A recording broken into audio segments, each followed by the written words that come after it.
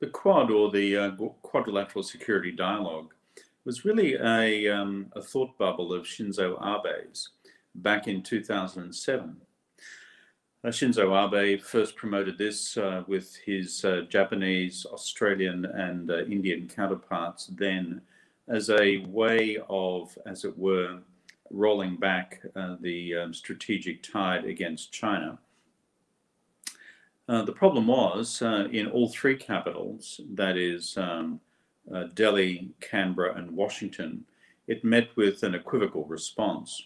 So much so that, frankly, by the middle of that year, that's June, July of 2007, both then Indian Prime Minister Manmohan Singh, the then Australian Prime Minister John Howard, had already indicated that the Quad was not for them. In fact, the Australian government reflected that position publicly through the then Australian Defence Minister in Beijing that year. Then, by the time we get to the end of 2007, we see the same position reflected in Washington as well. The United States, under the then Bush administration, its number one priority was to keep in strategic partnership with China in the war against terrorism. And so it did not want to alienate Beijing through the Quad when it had other fish to fry.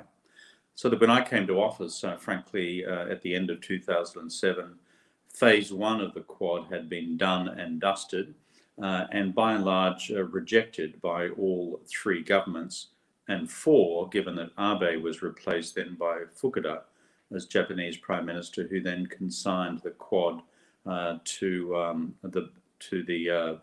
the back room once again. Well, the strategic rationale for the Quad was to provide strategic counterbalance against a rising China. That was how it was conceived by Shinzo Abe at the time, the then Japanese Prime Minister in his very short first term in office.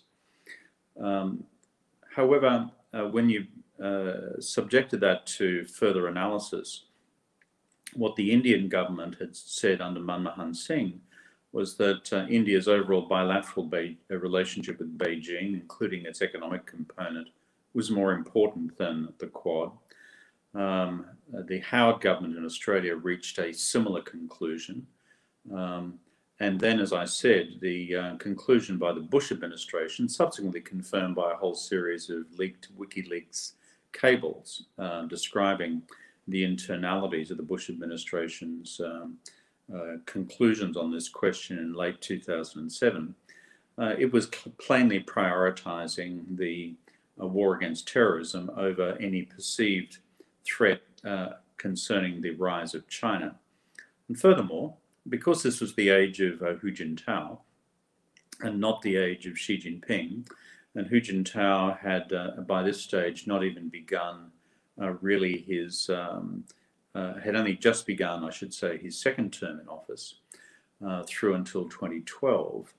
The bottom line was that there was a view that we could still negotiate a way through with China to accommodate China's rise, but still within a strategically stable order in East Asia, West Pacific, and across the broader Indo-Pacific.